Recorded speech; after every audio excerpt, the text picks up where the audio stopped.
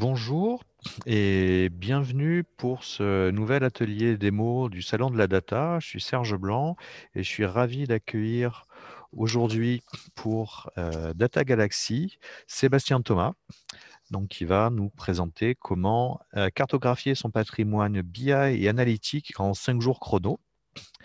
Donc, pour cet atelier qui va durer 45 minutes, on va garder 5 ou 10 minutes de questions à la fin. Donc, je vous propose, vous avez la possibilité de poser ces questions tout de suite, au fil de l'eau, quand vous le souhaitez. Vous avez un petit bouton votes et questions en dessous de l'écran de streaming. Donc, vous cliquez dessus et sur participer et vous pouvez poser vos questions en direct. Et on y répondra à la fin. Voilà. Donc, merci d'être là et je passe la parole donc à Sébastien. Merci beaucoup. Bonjour à tous. Ravi de vous retrouver pour ce webinaire. Pour me présenter, quelques mots d'introduction avant de démarrer la démonstration et l'atelier.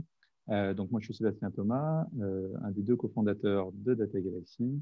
Et il se trouve que dans une vie antérieure, j'ai beaucoup travaillé dans le domaine de la BI, qui reste un domaine pour moi de prédilection et d'affection particulière. Et donc, j'ai le plaisir aujourd'hui d'animer cet atelier pour vous montrer avec quelle rapidité et quelle efficacité on peut donc cartographier son patrimoine BI avec Data Galaxy. Un petit mot sur notre startup, notre jeune entreprise. Data Galaxy, on l'a créé il y a 5 ans donc avec mon associé Lazare Selami. On compte aujourd'hui un peu plus de 20 collaborateurs et d'ores et déjà plus de 50 clients qui travaillent avec nous sur des problématiques de data catalogue et de data gouvernance au sens un peu plus large. Voilà, quelques références, notamment une particularité par rapport à ces références, le fait que Data Galaxy puisse aussi bien travailler avec des multinationales, des très grands comptes comme Total, comme avec des ONG de petite taille comme DNDI, qui est une ONG basée en Suisse, qui contient que quelques personnes dans son équipe data. Mais par contre, toujours cette même passion pour la donnée. Notre cœur de métier chez Data Galaxy, si on devait le résumer en quelques mots, c'est comment est-ce qu'on peut partager toute la connaissance des données au sein de l'entreprise. Et cette connaissance des données, pour nous, s'exprime à travers 4 grandes questions qu'on va poser sur ces données. Première question, pour entrer directement dans le vif du sujet, c'est vraiment la question de la définition de ces données. On va répondre à cette question à travers un module qu'on appelle le glossaire métier. Et pour tout de suite faire le rapprochement avec la partie BI, qu'est-ce que va contenir ce glossaire métier pour un patrimoine analytics? Clairement, les informations concernant les dimensions et les indicateurs. Donc, on peut parler ici de différents axes de connaissances sur les données. Typiquement, on pourrait définir quelles sont les formules de calcul pour les indicateurs, quelles sont les réglementations qui vont s'appliquer, est-ce qu'il s'agit de données personnelles, par exemple, dans le cadre du RGPD. Voilà, toutes ces informations qui vont concerner vraiment la description de l'information d'un point de vue métier. La deuxième question à laquelle on répond sur les données, c'est la question de la localisation des informations. Cette localisation des données, là encore dans le cadre BI, clairement, c'est la notion de modèle de données. Et vous voyez qu'au-delà de la notion de la localisation, on va aussi parler de la notion de structuration. Donc, quels sont les objets, finalement, qu'on va pouvoir rattacher entre eux, que ce soit par des datasets, des modèles en étoiles, des modèles en flocons, voilà, tous les autres nouveaux modèles avec des informations structurées ou non structurées, tels qu'on peut les voir désormais dans les data lakes ou les data marts ou les data warehouse. La troisième question à laquelle on va répondre est la question du parcours de la donnée au sein de notre entreprise. Typiquement, les flux ETL répondent aujourd'hui clairement à ce besoin de propagation et de calcul, de transformation des informations. Et Data Galaxy va répondre aux questions qu'on peut se poser sur ce parcours de la donnée à travers un module qu'on appelle le catalogue des traitements. vos flux ETL aujourd'hui, clairement, vont permettre de charger les données, les transformer. Eh bien, on va s'atteler dans Data Galaxy à expliquer quels sont les déplacements de la donnée et également les calculs que vous pourriez appliquer à ces informations. Et puis la dernière question, peut-être la plus importante quand on parle de gouvernance au sens large et quand on parle de confiance pour les utilisateurs côté BI, c'est la question de la valorisation des données et de leur représentation, à laquelle on répond à travers ce qu'on appelle le catalogue des usages et qui, dans le cadre d'un projet BI ou Analytics, va nous permettre de spécifier ou de présenter toutes les informations qui sont relatives à des dashboards ou à des outils de data viz. Donc ces quatre facettes, ces quatre questions auxquelles on peut être confronté quand on mène différents projets, bien sûr nécessitent d'être adressées de façon spécifique. Et ce que j'essaie de dire à travers les quatre modules qui vont nous permettre d'apporter des réponses, mais également d'apporter une réponse coordonnée. Et c'est toute la question du contexte de l'information qui se pose et à laquelle on va chercher à répondre, là encore, à travers un module, ou en tout cas des capacités de réponse qui sont les lineages. Alors, cette information, pour nous, c'est crucial, puisque ça signifie qu'on parle d'un univers de données unifié et qu'on n'est pas sur des silos qui ne seraient pas capables de communiquer entre eux. C'est pour ça également qu'on appelle cette notion le Data Catalogue 360. Vous avez peut-être vu ou entendu parler de solutions de Data Catalogue qui souvent vont se contenter de présenter les informations issues du dictionnaire de données et du glossaire. On pense que pour bien gouverner ces projets, notamment BI et Analytics, il est nécessaire d'avoir une vision globale et donc de bien traiter ces quatre facettes de la donnée. Alors, pour entrer dans le vif du sujet et en finir avec cette longue introduction, quelles sont les problématiques auxquelles on souhaite répondre à travers cet atelier?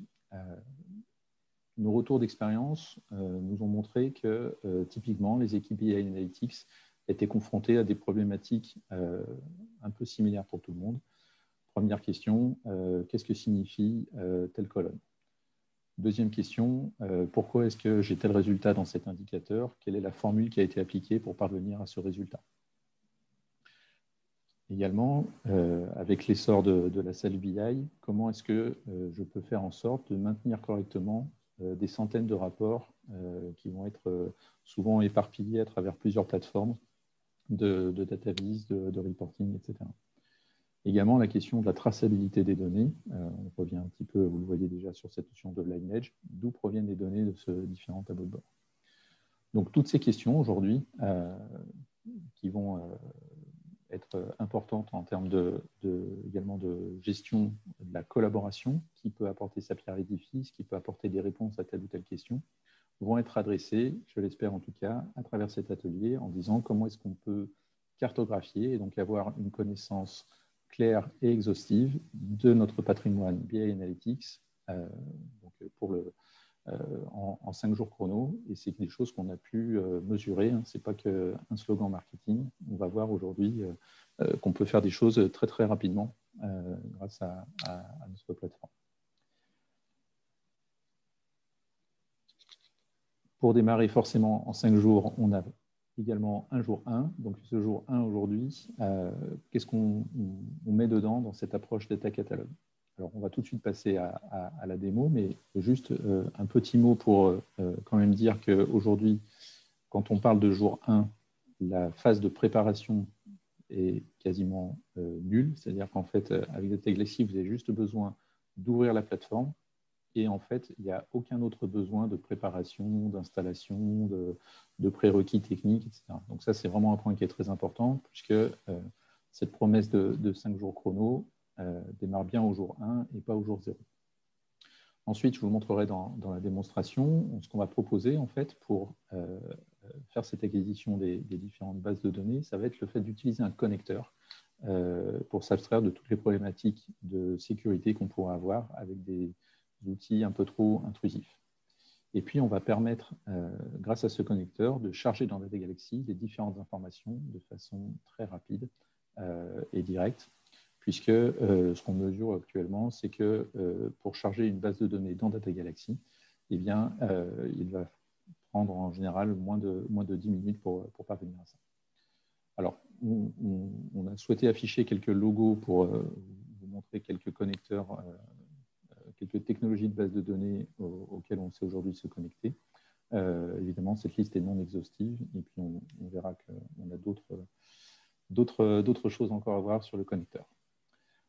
Alors, ce que je vous propose en fait, c'est de jeter un coup d'œil à la plateforme. Donc, vous retrouvez dans Data Galaxy certaines informations concernant les informations qui ont déjà été remontées potentiellement.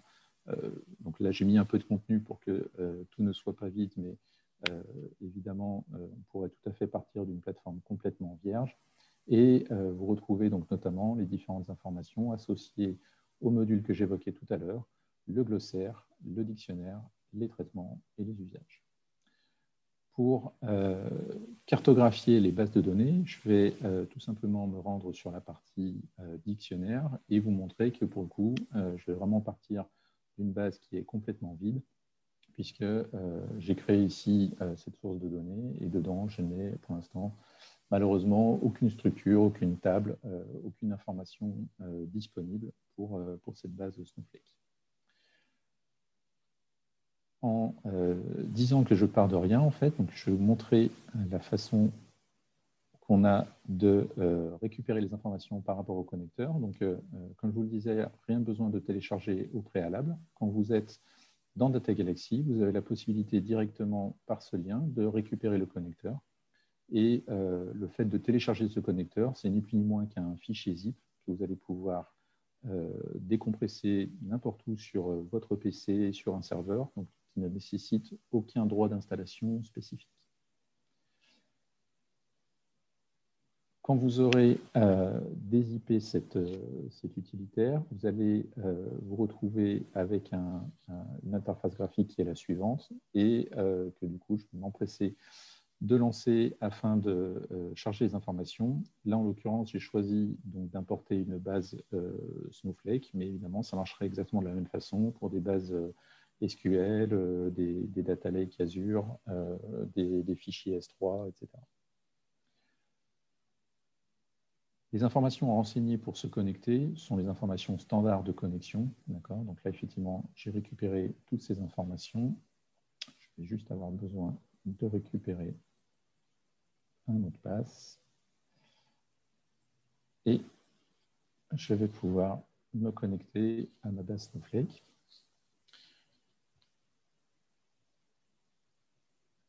Une fois que ces informations sont, une fois que les informations de connexion sont renseignées, je vais pouvoir choisir quels sont les objets que je souhaite cataloguer dans Data Galaxy. Donc, ici, en l'occurrence, je vais prendre toutes les tables qui sont dans ce schéma d'exemple. Et tout simplement, je vais dire que je vais permettre de charger ces informations dans Data Galaxy à l'emplacement de mon choix, en l'occurrence, dans la source qu'on a vue tout à l'heure qui s'appelle Snowflake. Le temps pour le connecteur d'interroger les API, et il va nous remonter les informations de synthèse pour savoir quels sont le nombre de tables, le nombre de colonnes qu'il va falloir remonter. Et tout simplement, je clique sur Importer. Voilà, donc on vient ici de réaliser en quelques minutes le chargement d'une base Snowflake, certes pas très large en termes de nombre de tables, mais vous voyez qu'on a fait la manipulation en quelques minutes seulement, et ça c'est quelque chose qui se vérifie pour la plupart des connexions et des imports de bases qu'on peut réaliser. Alors, je vais retourner sur mon dictionnaire de données.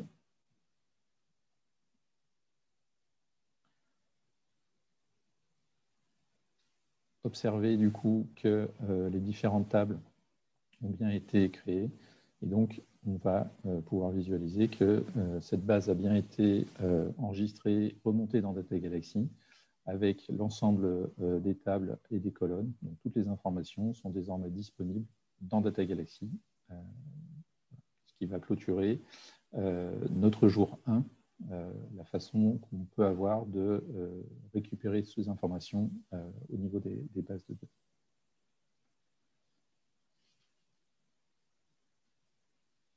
Jour 2. On dispose désormais dans Data Galaxy, à l'issue du jour 1, de toutes les informations concernant nos bases de données d'un point de vue technique et donc toutes les informations de colonnes, de tables. Ce qu'on propose dans notre démarche en quelques jours, en fait, c'est de s'appuyer sur cet existant afin de mettre en place les premiers éléments du glossaire. Pour ce faire, en fait, on va avoir plusieurs capacités. La première qu'on propose, c'est tout simplement de récupérer, si vous avez des informations existantes, donc typiquement des fichiers Excel, des fichiers CSV, eh bien, on va être capable de les importer grâce à un import de Wizard, qui est aussi simple que ce que vous avez pu voir sur la partie connecteur, et qui va vous permettre du coup d'enregistrer toutes les informations dans Data Galaxy. Mais vous pouvez également vous appuyer sur le catalogage de vos sources pour remonter ces informations dans le glossaire. Et enfin, il vous restera uniquement à, bien sûr, mettre à jour les définitions. Il reste quand même un temps et une charge de travail qui reste malheureusement incompressible. C'est tout ce qui est jus de cerveau que vous pouvez avoir par devers vos collaborateurs. Et l'autre notion qui va vous rester à faire également, c'est comment est-ce que je peux rattacher les différentes informations de mon glossaire à mon data catalogue. Ça, c'est quelque chose qui est important et intéressant, puisque dans Data Galaxy, en fait, on va faire tourner régulièrement des algorithmes qui vont vous proposer ce qu'on appelle des suggestions. Et ces suggestions, en fait, vont être disponibles directement dans la plateforme, si je me rends sur le glossaire. Donc, si je reprends les choses dans l'ordre, voilà. Si je reprends les choses dans l'ordre, donc on pourrait, comme je vous le disais, importer les informations soit depuis un fichier CSV, soit depuis une source. Et pour chacun des objets que j'aurais créés dans Data Galaxy, j'aurai la capacité de visualiser au niveau des données bien, un certain nombre d'informations pour créer ce qu'on appelle donc les liens d'implémentation, savoir où ces différentes données sont situées. Et vous voyez ici, alors là malheureusement, on n'a pas encore eu le temps de faire tourner l'algorithme, mais vous voyez ici sur ce qu'on appelle ce panneau de service, la liste des suggestions qui s'afficherait pour vous proposer la création de liens. Et du coup, vous n'avez qu'à valider ou infirmer la suggestion que Data Galaxy vous propose pour automatiquement créer ces liens et rattacher les informations entre vos objets du glossaire et vos objets du dictionnaire. Je fais un rapide coup d'œil au temps qu'il nous reste. Donc, nous sommes maintenant à la fin du jour 2 et nous disposons d'ores et déjà d'un dictionnaire, donc renseigné de façon automatique, qui pourra également se mettre à jour, bien sûr, d'un glossaire, même chose pour lequel on a récupéré et qu'on va pouvoir mettre à jour au fur et à mesure, et également des liens entre le glossaire et le dictionnaire. Le jour 3, on va retourner un petit peu du côté de la technique pour s'intéresser à ces fameux flux ETL. Alors, là encore, on dispose de différents connecteurs. Donc, c'est le même que celui que vous avez vu tout à l'heure. Simplement, au lieu de se connecter à des bases de données, on va se connecter à des outils ETL ou OLT du marché. Et on va proposer ensuite d'améliorer les différentes règles de gestion, ou en tout cas les flux qu'on aurait pu remonter dans Data Galaxy, avec vos propres règles de gestion, plus ou moins complexes, à rajouter des règles fonctionnelles. Et là encore, si vous le souhaitez, importer des fichiers de mapping qui pourraient exister de projets précédents. Comment ça se présente dans Data Galaxy? Toujours de façon très graphique, puisque si je vous montre ici un exemple d'un flux ETL, donc là en l'occurrence, il s'agit d'un flux d'intégration. Alors si je ne dis pas de bêtises, c'est quelque chose qu'on avait remonté depuis un flux Talend, mais on dispose de bien d'autres connecteurs. Et on va pouvoir représenter dans cette page les différentes informations de circulation des données entre les colonnes en entrée, les colonnes en sortie et la façon dont elles ont été calculées. Donc là, par exemple, on pourrait observer qu'on a fait une jointure entre deux tables en s'appuyant sur les colonnes ID calendrier, puis qu'on a appliqué un calcul de marge afin d'alimenter une nouvelle colonne, qu'on a placé un filtre sur l'information en entrée. Je suis désolé, la vidéo, voilà, se met devant. Donc, on va avoir cette capacité de représenter tous les flux de données de façon très graphique et très simple en visualisant toutes les informations de colonne à colonne, mais également si on souhaite se situer à un niveau de granularité un peu plus macro, d'une table vers une table, d'une table vers une colonne, etc. Tous les croisements sont possibles et imaginables.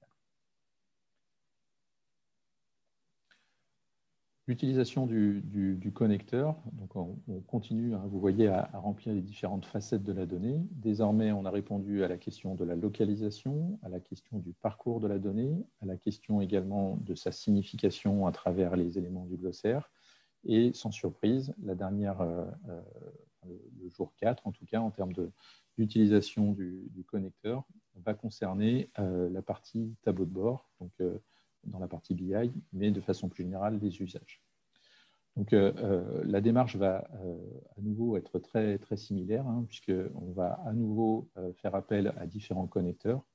Et là encore, on aura besoin des suggestions pour mettre en place les liens entre la partie tableau de bord, reporting, data viz et la partie glossaire.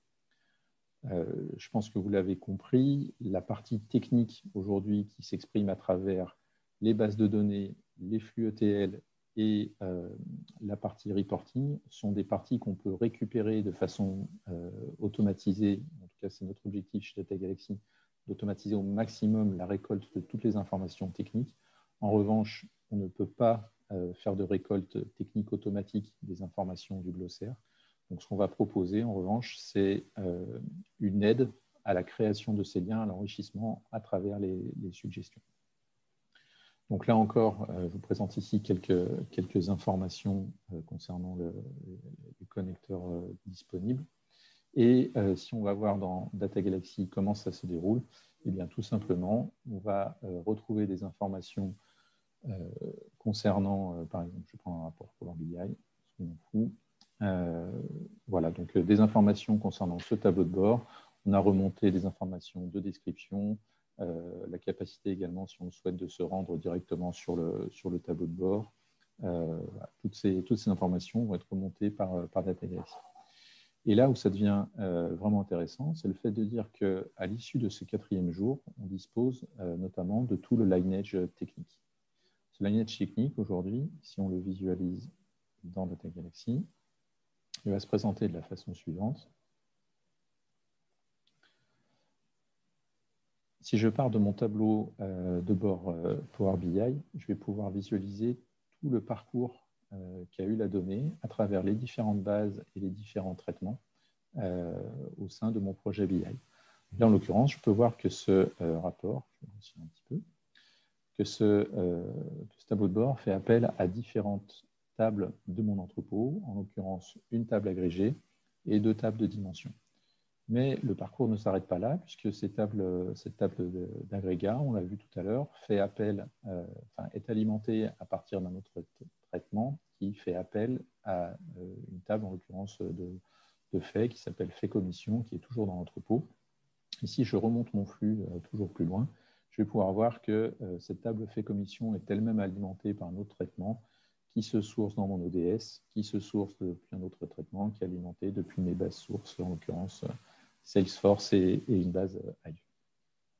Donc, en quelques jours, hein, puisqu'en 4 jours, en fait, on est capable de représenter dans ce cadre-là un lineage automatisé pour la plupart des flux et sur lesquels on a proposé une assistance pour se rattacher à la partie du glossaire. Puisque vous voyez également ici les liens entre guillemets fonctionnels qui nous permettent de décrire d'un point de vue métier quels sont les indicateurs qui sont présents dans ce rapport. Là, par exemple, ce montant d'amortissement ou le montant CA-net qui sont représentés. Voilà, fin du J4. Vous allez me dire, OK, super, on a passé les 4 facettes. reste la partie peut-être la plus importante, c'est la notion d'utilisation du data catalogue et comment est-ce qu'on peut faire collaborer tous les utilisateurs, tous les acteurs associés à ces projets BI. Donc pour nous, le jour 5, c'est peut-être le moment potentiellement de la consécration. C'est le moment où on va commencer à ouvrir le data catalogue aux différents utilisateurs. Il y a un vrai enjeu autour de ça, hein, puisque aujourd'hui, la population d'utilisateurs qui a besoin de cette connaissance, pourquoi vous allez me dire peut-être on ne la fait pas rentrer plus tôt? Tout simplement parce que si on fait rentrer les utilisateurs dans un data catalogue alors que celui-ci n'est pas encore suffisamment renseigné, eh bien, tout simplement, il y aura une déception qui sera assez forte et les utilisateurs ne reviendront pas dans le data catalogue. Donc là, il y a un vrai effet de seuil qu'il est nécessaire de dépasser, d'où aussi l'importance de ne pas comment dirais-je, faire patienter les utilisateurs trop longtemps avant de leur ouvrir le data catalogue, parce que plus on les fait attendre, plus ils ont des attentes, et plus du coup, ils vont être après exigeants sur le contenu. Donc on a vraiment cette approche itérative et hyper rapide, le fait de dire, bah voilà, au bout d'une semaine, on est capable d'ouvrir aux utilisateurs et de retrouver les informations intéressantes. Alors, comment est-ce qu'on conçoit la collaboration chez Data Galaxy? Il y a toute une partie qui va concerner plutôt les acteurs IT, ou en tout cas les experts de la donnée, côté IT ou côté métier. C'est toutes les personnes qui vont définir les formules pour les indicateurs, qui vont modéliser les bases de données, qui vont développer les flux et qui donc vont être capables finalement de livrer un projet BI Analytics ou des nouveaux tableaux de bord dans un temps imparti. Donc cette équipe projet aujourd'hui fait de la conception, elle délivre et bien sûr, on l'a vu dans certains cas, va faire de la rétrodocumentation des projets existants. Ce qui nous paraît intéressant dans cette notion de collaboration, puisqu'il existe déjà une collaboration dans ces équipes data, c'est comment est-ce qu'ensuite on va pouvoir collaborer avec les utilisateurs qui, eux, ont le souhait, bien sûr, de trouver des réponses à leurs questions au sein du data catalogue, mais qui vont aussi pouvoir contribuer à l'enrichissement du data catalogue par le biais de commentaires, de remarques, de mise en place de scores sociaux, etc. Donc, toute cette notion de collaboration au sein de la plateforme aujourd'hui est vraiment essentielle pour assurer une mise à jour quotidienne et la plus fluide possible des différents éléments. Et tout simplement, dans Data Galaxy, ce qu'on va proposer, en fait, c'est de dire que n'importe quel utilisateur peut apporter sa pierre à l'édifice en faisant un commentaire sur n'importe quel objet. Là, en l'occurrence, je vois ce tableau de bord. Il y a quelque chose qui me paraît un peu étonnant où je souhaiterais mettre en place une information. Voilà, vous voyez que j'ai déjà pu mettre en place différents commentaires pour mes collègues. On a la possibilité de notifier certaines personnes. Par exemple, pouvoir proposer à mon collègue Lazare une petite information. Et puis, voilà.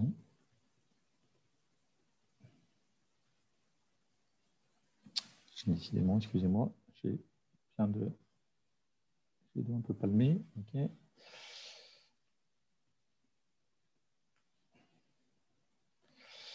Et également de créer ce qu'on appelle des tâches. Donc les tâches, en fait, sont des tickets.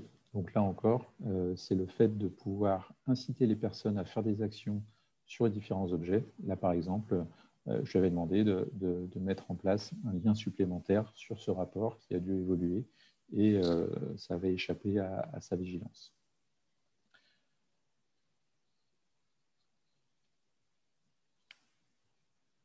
On est à l'issue du jour 5, donc à ce stade-là, finalement, on est, j'allais dire, entre guillemets, en production, d'accord. On a, si je refais une petite synthèse, d'accord, au jour 1, on a dit, on scanne toutes les informations au niveau des sources de données, on va essayer de remonter le plus rapidement possible les informations associées à notre périmètre BI.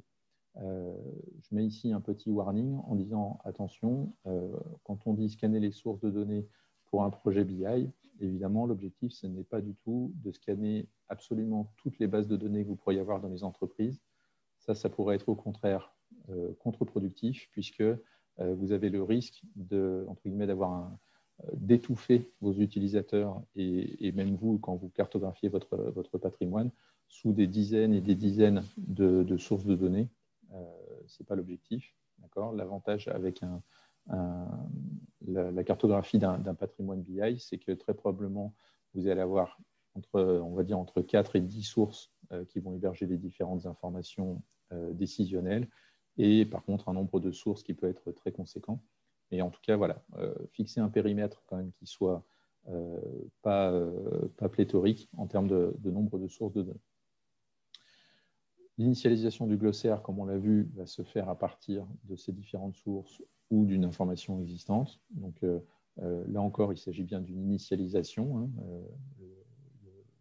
L'ajustement ou les enrichissements seront évidemment de plus en plus conséquents sur cette partie au fur et à mesure que vos utilisateurs pourront se connecter aux différentes sources d'informations et aux data catalogues. La partie spécification des flux de données, donc sur la partie ETL, comment est-ce qu'on va remonter automatiquement toutes ces informations et du coup avoir cette traçabilité en termes de lineage pour les données, qui prendra tout son sens au moment où on va importer les tableaux de bord et les outils de data vise pour avoir l'information de la traçabilité complète depuis la source jusqu'au tableau de bord et data vise que vous pouvez présenter. Et enfin, l'ouverture à tous les utilisateurs, donc pas seulement les experts de la data, mais finalement potentiellement tous ceux qui peuvent visualiser vos tableaux de bord et les data vise et qui pourraient se poser des questions sur ces différentes informations. Je pense que je suis à peu près dans le temps imparti. On vous laisse laisser un petit moment de questions-réponses. Et donc, c'est le moment. J'espère qu'il y en a eu quelques-unes. Serge, du coup, je ne sais pas s'il y a eu des... Oui, il y a des questions qui arrivent. Voilà, merci à tous d'avoir écouté Stéphane. Vous pouvez continuer à poser vos questions. On en a une première qui arrive de manière anonyme. Bonjour, est-ce que Data Galaxy sait interpréter des procédures stockées, les déclencheurs de bases de données ou des scripts de chargement clic, par exemple? Alors, pour nous, ça va être 3 sujets distincts. Je pense que tu peux parler un tout petit peu plus fort, parce que je suis peut-être un peu loin du micro. Pardon. Alors, merci. Pas de souci. On va être capable de faire différentes choses sur ces 3 types d'outils. Donc, typiquement, aujourd'hui, pour ce qui concerne les procédures stockées. Donc, on est capable d'identifier les procédures stockées. En revanche, on ne pourra pas aller dans un niveau de détail très fin. C'est-à-dire, on ne pourra pas avoir le lineage à la colonne sur les différentes procédures. Aujourd'hui, ce qu'on est capable de faire, c'est d'identifier les procédures et potentiellement de lire les différentes tables qui sont dedans. D'une manière générale, Data Galaxy aujourd'hui, en tout cas les connecteurs de Data Galaxy, ne permettent pas de parser du code. Donc, si on fait des appels simples à différentes tables dans les procédures, on saura les retrouver. En revanche, s'il y a des requêtes SQL longues comme le bras, j'allais dire, là, ce sera compliqué. Sur la partie trigger, ça aujourd'hui, c'est quelque chose qu'on ne gère pas. Pas du tout. Aujourd'hui, le connecteur, si on fait appel par exemple à des triggers Oracle ou SQL Server, ce sont des choses qui ne sont pas disponibles en récupération dans les connecteurs. Et enfin, sur la partie script click, donc là, on a initié un certain nombre de travaux. Donc, j'allais dire, on est pour l'instant au milieu du gué. On a les capacités de remonter certaines informations, mais aujourd'hui, on n'est pas encore réussi à descendre jusqu'à la colonne. Donc, voilà, je veux dire, on est au milieu du gué. Donc, si je devais donner une réponse, malheureusement, ce serait non. Pour l'instant, on n'en dispose pas sur étagère.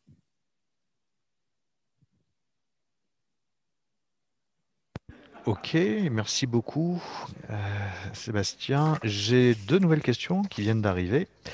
Donc, première, Olivier Combe nous dit: Bonjour, pouvez-vous rapidement expliquer le fonctionnement de la gouvernance sur Data Galaxy au niveau du glossaire, du catalogue, etc. Oui, alors, en fait, ce qu'on va proposer en termes de gouvernance, donc, vous avez peut-être vu sur les différentes pages des objets, donc il y a une première strate qui pour nous est complètement acquise dans Data Galaxy, c'est la capacité donc, de récupérer les métadonnées et d'enrichir les informations avec des attributs que vous pouvez personnaliser. La deuxième chose qui est importante en termes de gouvernance, c'est la notion de rôle que vous allez pouvoir associer sur les objets. Peut-être que vous l'avez vu, voilà. Typiquement, sur tous les objets, en fait, on va disposer d'un owner et d'un steward, qui sont les deux principaux rôles qui s'appliquent sur les objets en termes de gouvernance. Donc, ces notions de owner ou steward sont très importantes pour savoir qui va être responsable de la définition des objets et qui va être responsable de leur suivi en termes de qualité, etc. Donc là, on va pouvoir proposer également un certain nombre de choses dans Data Galaxy.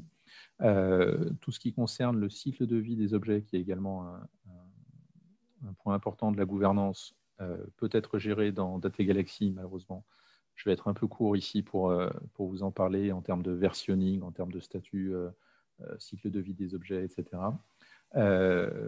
Et puis, on gère encore bien d'autres aspects, avec quand même une approche, je pense, très différenciante peut-être par rapport à d'autres outils de data governance, qui est le fait de vraiment vouloir rester très pragmatique, très opérationnel. Mais vraiment, je vous invite à échanger avec nous, en fait, voilà, à prendre un contact. Ça n'engage à rien et on aura plus de temps pour développer ce sujet qui est un peu vaste. Ouais. Alors, un sujet plus spécifique. Stéphane Badré nous demande: y a-t-il un connecteur pour Azure Data Factory?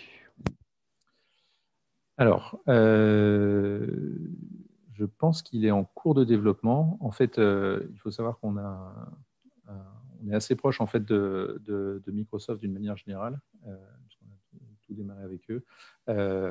Donc, je ne vais pas dire de bêtises, mais je pense qu'il est prévu pour le premier trimestre 2021. Donc, il n'est pas disponible actuellement sur étagère. Par contre, ce que je veux préciser quand même ici, c'est que il faut savoir que tous les connecteurs dans Data Galaxy sont inclus dans la plateforme. Donc, il n'y a pas de coût supplémentaire pour tous les connecteurs existants disponibles, ni pour tous ceux qu'on est en train de développer. Donc, même chose, on pourra n'hésitez pas à prendre contact avec nous et on pourra vous communiquer une liste exhaustive des connecteurs existants sur étagère ou en cours de développement et avec certaines informations sur la roadmap de développement justement de ces connecteurs. Donc tout est dans la boîte. Dès qu'il y a tous les connecteurs, dès qu'avec la souscription, il n'y a pas de limite sur les connecteurs. Et si de nouveaux connecteurs arrivent, ils sont inclus dans le contrat. Exactement. Voilà.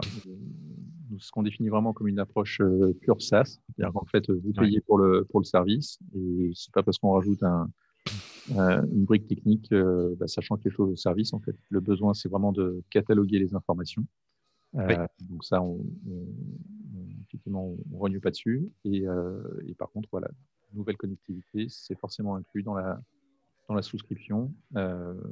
Et je pense que c'est un domaine sur lequel on a fait vraiment des pas de géants je dirais, la dernière année. On est dû passer de peut-être 5 ou 6 connecteurs, on doit en avoir maintenant peut-être plus de 30. Donc, ça évolue très rapidement sur cette partie-là. Parfait, merci. Alors, après Azure Data Factory, on va à l'autre bout du spectre. Savez-vous scanner du mainframe IBM? Alors, chez IBM, en fait, c'est toujours un peu plus compliqué. Donc, non pour le mainframe, oui pour le DB2, oui pour la S400. Voilà, par contre, pas de procédure ou de traitement qui pourrait être fait dans des langages divers et variés dont je tairai les noms, parce que je ne les connais pas.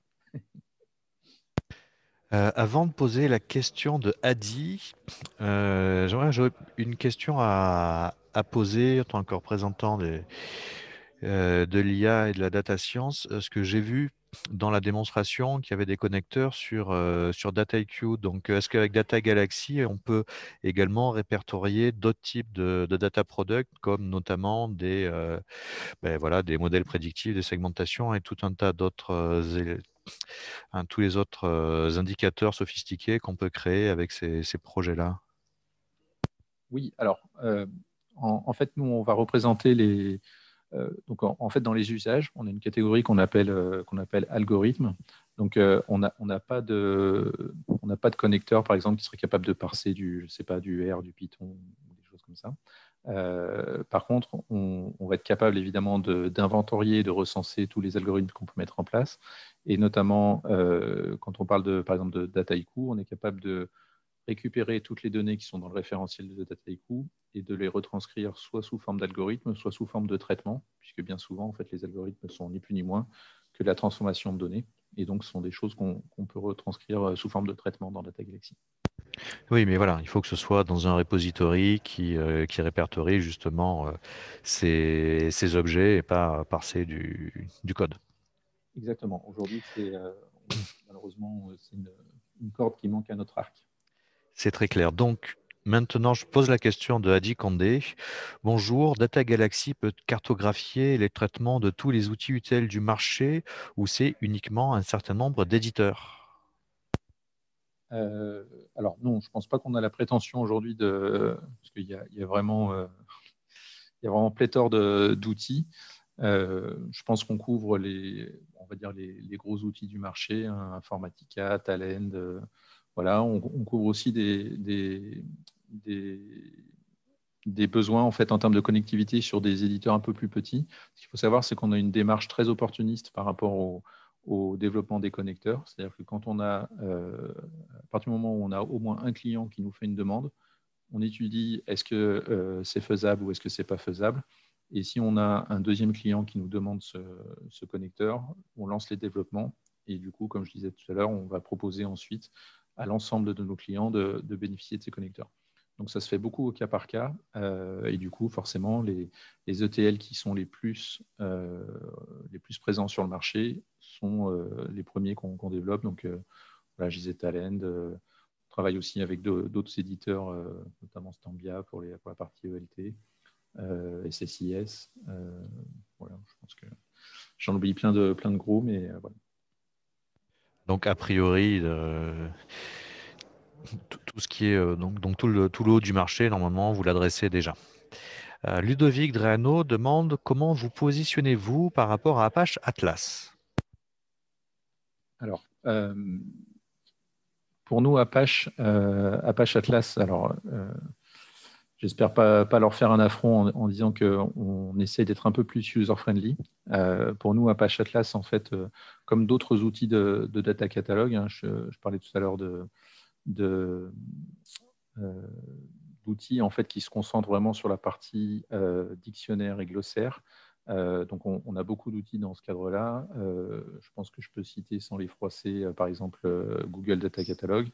Voilà, donc ce sont tous des outils qui s'adressent plutôt à une population un peu IT, avec un besoin de recensement fort de notamment toutes les bases big data, qui sont peut-être un petit peu moins efficaces ou un peu moins efficients pour récupérer des informations sur des bases de données relationnelles traditionnelles. Et par ailleurs, alors, pareil, je n'ai pas pu faire tout le tour dans Data Galaxy, mais par exemple, on va proposer des représentations graphiques qui vont être beaucoup plus lisibles, notamment pour les utilisateurs un peu moins avertis d'un point de vue technique. Merci. Et une dernière question qui rebondit sur Microsoft Azure. Justement, Microsoft annonce Azure Purview pour la data gouvernance. Serez-vous concurrent ou complémentaire?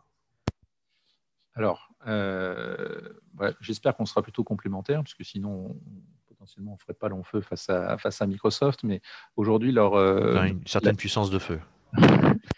petite. Aujourd'hui, en fait, il faut savoir que ce n'est pas la première incursion de Microsoft sur le marché du metadata management, hein, puisqu'ils avaient déjà une première solution qui s'appelait Azure Data Catalog et voilà que finalement ils ont abandonné.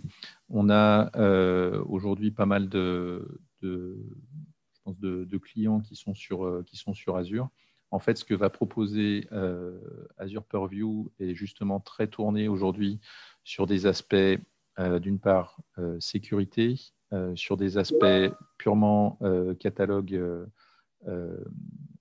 des bases de données physiques. Donc, nous, notre objectif a toujours été de réconcilier l'IT et le business. Et pour l'instant, Purview ne prend pas forcément cette voie-là. Donc, oui, on va considérer qu'on est encore complémentaire pour quelques années avec l'offre Purview. Parfait. Et je crois qu'on a fait toutes les questions. Très bon timing. Merci beaucoup Sébastien pour cette présentation. Je vois que vous êtes venu avec des cadeaux pour les gens qui vous contactent.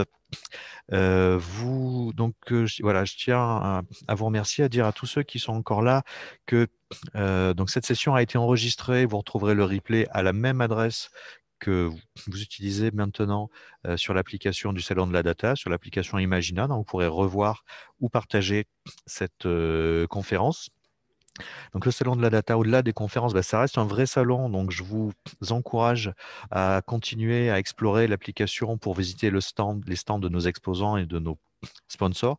Et vous avez aussi la possibilité de demander des rendez-vous en direct, en tête-à-tête, avec nos exposants.